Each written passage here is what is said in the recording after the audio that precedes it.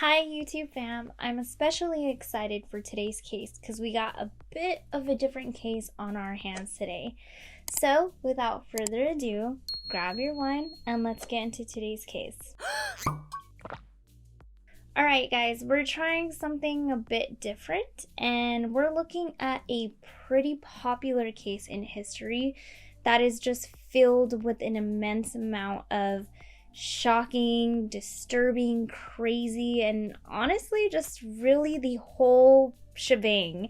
I was told about this case by someone close to me and I immediately started researching it and I just could not hold back from sharing it with you guys. This case is about the Papin Sisters. As usual, I cover true crime stories that have inspired the making of movies. There's a couple movies that have been made based on this case. They're foreign movies. This case is a foreign case as it happened in France. So there's I believe a French movie. I know there's an Italian movie. There's been a number of plays inspired by this case. I comment below if you want to know the titles of those movies. I'm not listing them here. They're pretty explicit movies, so just be aware of that. But otherwise, yeah, let's just get into today's case. Alright, so Christine Papin was born on March 8th of 1905 in Le Mans, France to her parents Clemence Duret and Gustave Papin. Christine had a very unstable childhood, being born to a mother who suffered from severe depression and her father who suffered from alcoholism, and was unwanted by both her mother and father, so she ended up being forced to live with her father's sister Isabel when she was just days old up until she was 7 years old at the insistency of her own mother. They didn't even want their first child, Amelia, who was born in 1902, and when she was just 10 years old, her parents would divorce, with her mother Clemence accusing Gustave, the girl's father, of raping Amelia. It was also suspected that Gustave may have never even been Amelia's real father, since it was also suspected that Clemence may have been cheating on Gustave prior to Amelia being born. But when Amelia was 9 or 10 years old, Clemence sent her to the Bon Pasteur Catholic orphanage, and she would later join a covenant, becoming a nun, in which it said that after she joined, she had no further contact with her family, and honestly, nothing else can be found about her.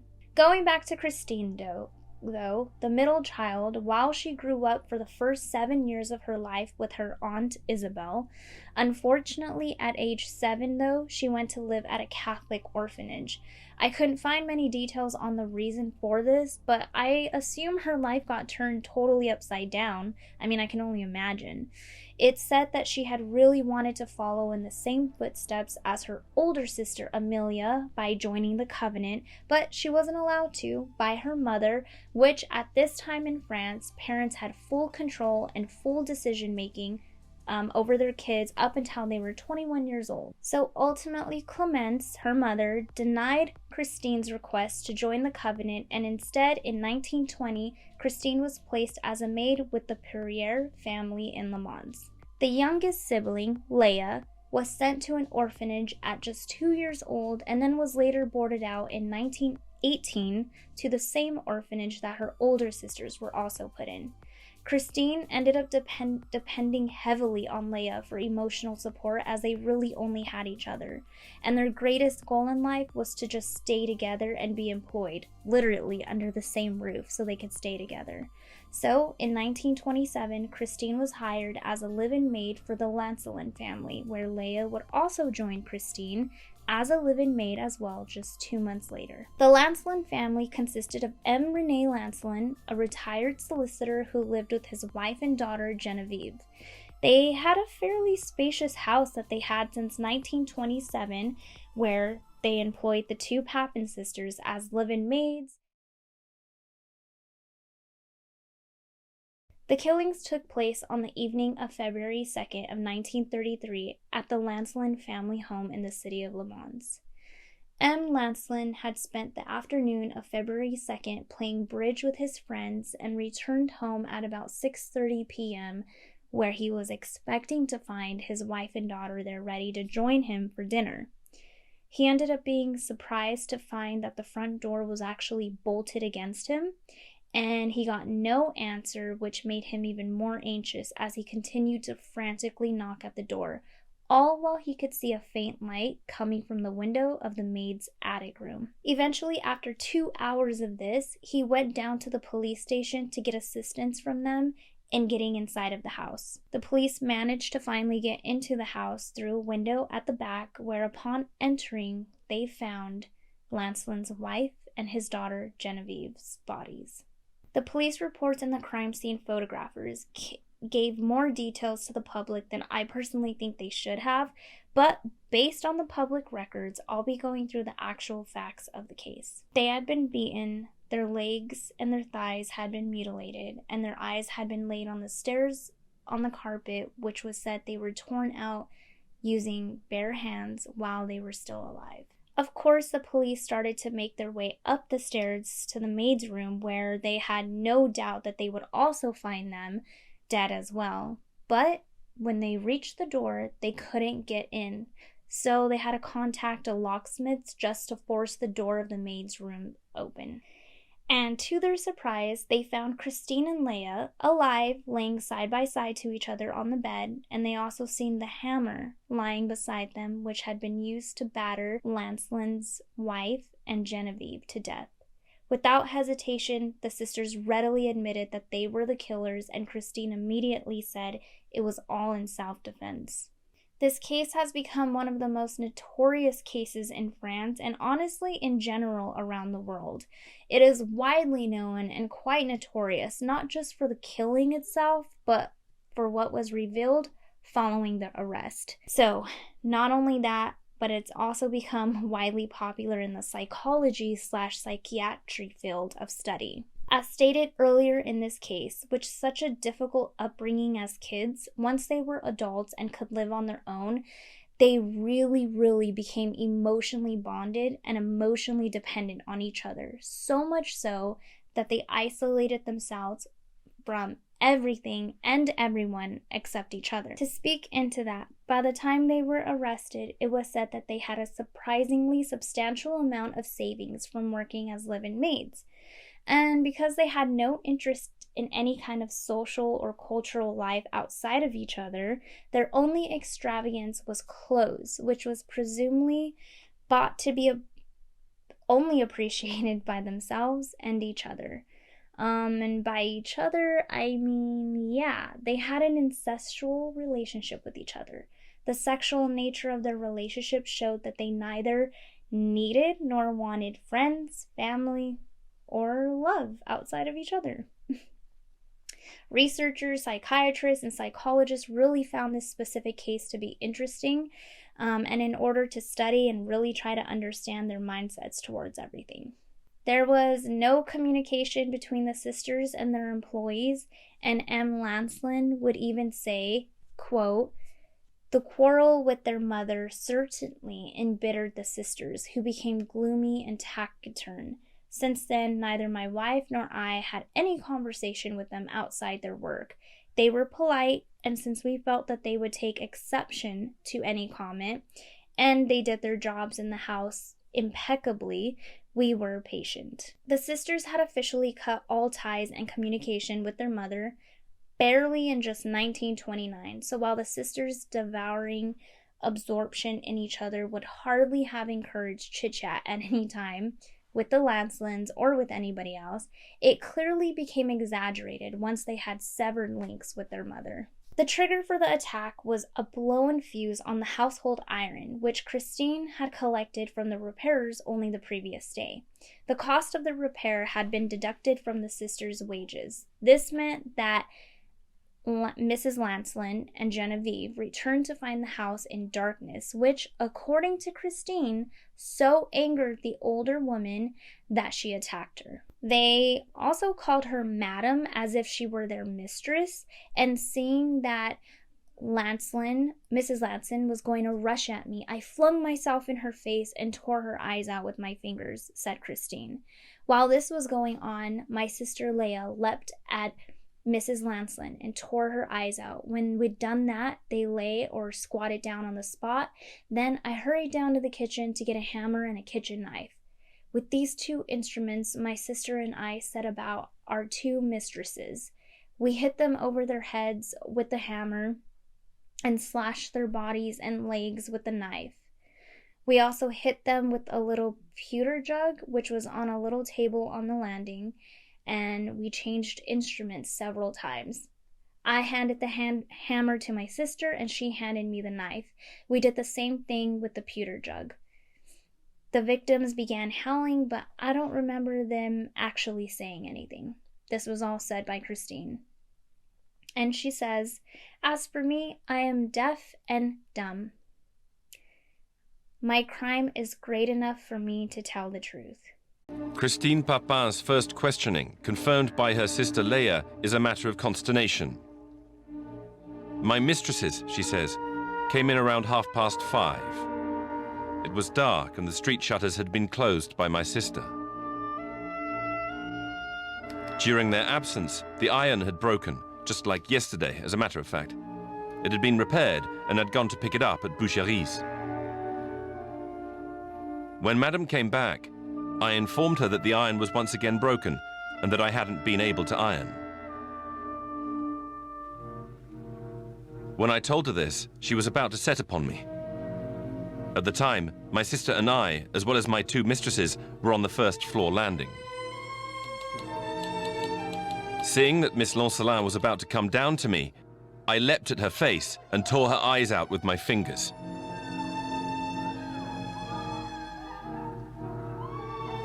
Meanwhile, my sister jumped on Mrs. Lancelin and also tore her eyes out. When we'd done this, they were lying or kneeling on the floor. I then rushed down to the kitchen and fetched a hammer and a knife.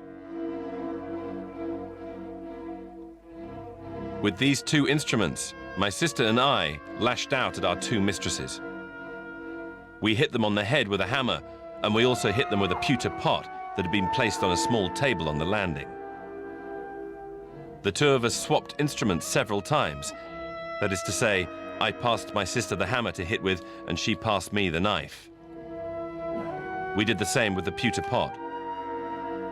When we had done the deed, I went to bolt the lock, and I also closed the vestibule door. Then my sister and I went to wash our hands in the kitchen because they were covered in blood. After that, we both went to lie down on our bed. We brought the hammer to our room. I laid it on a chair next to our bed. Christine adds, "I have no regrets. I did not plan my crime. I had no hatred towards them, but I do not accept the gesture that Mrs. Lancelin had towards me tonight." Everything suggests that Christine, as the older and more intelligent of the two sisters, took the lead, and she is quoted as well as having said, "I will slaughter them," and that she and Léa agreed to share responsibility equally. Quelques jours après le double meurtre, a lieu l'enterrement de Madame Lancelin et de sa fille. Des milliers de personnes, évidemment, suivent le cortège. D'autres milliers de personnes assistent tout le long du chemin au passage du dit cortège. Et c'est très impressionnant parce que il y a évidemment deux corbillards. Le premier avec des chevaux noirs et tout tendu de toile noire, normalement. Mais le deuxième, ce sont des chevaux carapassonnés de blanc, et le corbillard et le cercueil lui-même sont blancs parce que Mademoiselle Lancelin était une jeune fille. Ce qui fait que ce meurtre est devenu vraiment, a été connu dans toute la France, et ça reste encore aujourd'hui l'affaire criminelle sartoise la plus connue dans tout l'Hexagone. C'est évidemment, je crois que ce qui a marqué les esprits, c'est l'arrachage des yeux. Un double meurtre, malheureusement, il y en a eu beaucoup, mais l'arrachage des yeux, ça, à ma connaissance, c'est unique dans l'histoire criminelle française.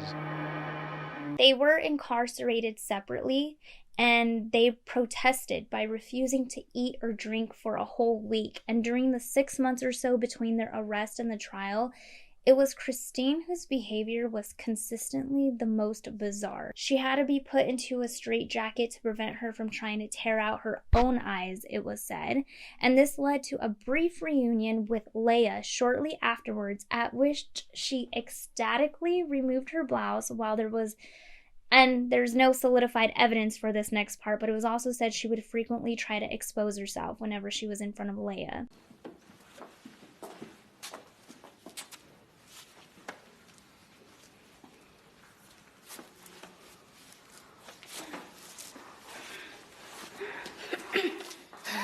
Calmez-vous. Lâchez-la. Lâchez-la. Asseyez-vous.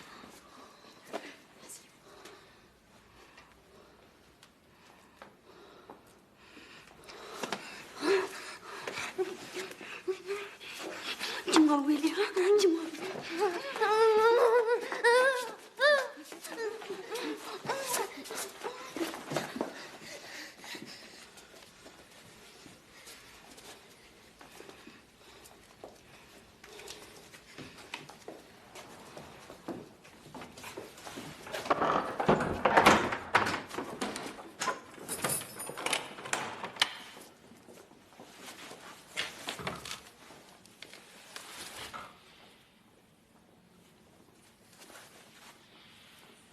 She was asked why she had removed Genevieve Lanceland's clothing, and her response was something along the lines of, "I was looking for something whose possession would have made me stronger."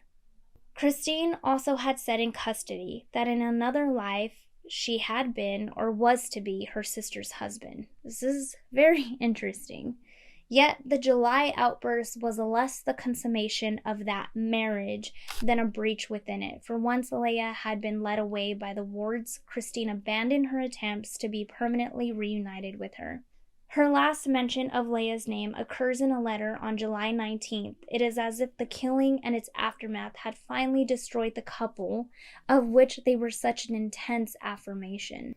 This whole case was a huge shock to the entire town, city, country, you name it.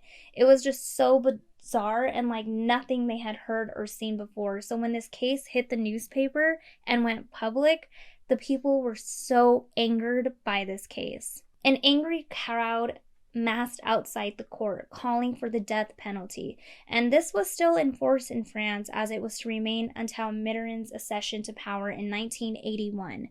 But no woman had been guillotined since 1887, though a journalist for Candide was to call for the Papin's beheading. Dr. Logre, described as a distinguished specialist in mental illness, was called as an eyewitness for the defense, focusing on the sisters' mental state and in particular on the gulf between the shocking violence of the crime and its almost total lack of motive. Logre was interviewed after the trial by the true crime magazine Isle Police, having meanwhile been able to speak with the sisters. Logre is unambiguous in his rejection of the Papin statement that their affection was no more than a sisterly one, stating that, quote, "Since they behaved like wild animals, they must be treated like savages and wild animals." The extraordinary moral duo formed by the two sisters, in which the younger one's personality was absolutely annihilated by the older ones. The Papin sisters give every appearance of having an abnormal relationship, that of lovers. They never went out, neither was known to have any emotional adventures, and when they were separated, like in prison, Christine showed the most intense despair. A lover forcibly removed from his beloved mistress would not have shown greater signs of grief. This was all said by Logre. Christine was condemned to be guillotined in the main square of Le Mans, and Léa was sentenced to 10 years of hard labor. On hearing the verdict, Christine fell to her knees in the dock, and Léa immediately appealed against her sentence. But Christine refused to do so. Throughout the month of November, Police magazine ran a series of articles by Maurice Corrian calling the sisters' sanity into question. Léa's appeal was rejected on November 30th, and Christine's sentence, despite her refusal to appeal, commuted by the president, Albert Lebrun, to hard labor for life on January 22nd of 1934, whereupon the sisters were transferred to prison in Rennes. Christine's mental condition steadily worsened, and she persistently repeated that she was good for nothing and did not deserve to live. When they were brought face to face with Léa, she claimed not to recognize her, and she said, "She's nice, but she's not my sister." And in May of that year, she was moved to the public asylum in Rennes, where she died of a lung infection. On May the 12th, 1934, Dr. Porez, the prison doctor, requests that Christine Papin be given an emergency psychiatric examination. Her mental state requires it. On May the 25th, she is admitted into the service of Dr. Guillaume at the Saint-Méline Asylum in Rennes. He discovers a state of melancholy. She refuses to eat. Christine herself believes that she should not live because she says she was sentenced to death. He adds that she is engaged in a schizophrenic spiral. Put in the presence of her sister, she refuses to recognize her. Locking herself inside her delirium and increasingly weakened, she will die on May the 18th, 1937, from pulmonary problems subsequent to her malnutrition. Léa was released with 2 years remission for good conduct in 1943. She was legally prohibited from residing in Le Mans, so she went to live in the Loire-Estuary city of Nantes, some 50 miles away. Her mother had not visited her once in prison, contenting herself with sending a few affectionate letters, yet it was with her that Léa was going to live until Clemence's death, almost as though life on her own was just unbearable and even incomprehensible to her. She was later tracked down in 1966 by a French journalist, where it said she worked as a chambermaid and cleaning woman, living a life of tranquil anonymity in the same kind of minute but tidy room that she must have occupied in the Rue Brière, and keeping mementos of Christine and lace from the Lancelin house among her possessions. She was widely believed to have died in 1982, but as the afterward will show, she was still alive in 2000. M. Lancelin, unable to sell his house after the dreadful event there, lived in that house with a housekeeper until his death some 20 years after the crime. So, anyways, guys, this case I found to be extremely interesting. There is a if you look up this case, you'll find tons of articles and psychology reports and psychology analysis on this entire case. Just everything from the incestuous relationship between the two sisters to the different dynamics between them and how their childhood played a role into it, and maybe whether there was any mental illnesses. Everything is really dissected, and they take a deep look into everything behind this case. If you're interested in that, I highly recommend you look up the case of the Papin sisters. Take a look for yourself, and I don't know, maybe you'll find something interesting that I didn't catch or didn't cover in this case. But I would love to hear your thoughts about this case. Let me know, let me know why you think, or maybe what played a role in this whole weird relationship that they had with each other. Maybe it was their upbringing, maybe it was their mother. I don't know. I'd love to hear your thoughts on this case. But as usual, thank you guys so much for joining me back here for another case. I'd love to hear your opinions. If there's a movie that you guys have watched and you know it's based off a true crime story, let me know, and I'd love to take a look into it, and we can talk about it in the next video or so. Otherwise, follow me on my Instagram at simpliari, and I hope to see you guys back here for next time for True Crime and Wine.